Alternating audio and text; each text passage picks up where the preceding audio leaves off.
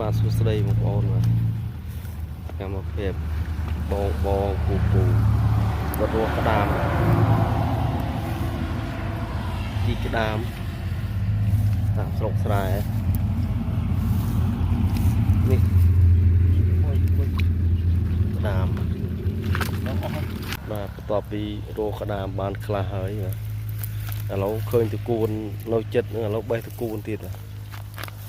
កួនស្រែនៅវាលស្រែបាទសួស្តីបងប្អូនបាទកម្មភាពបងពូវត្តរស់ក្តាម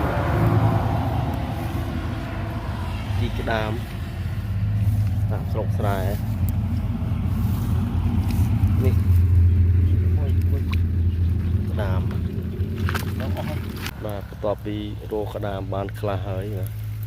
ឥឡូវឃើញតកួននៅចិត្តឥឡូវបេះតកួនទៀតតកួនស្រែនៅវាលស្រែ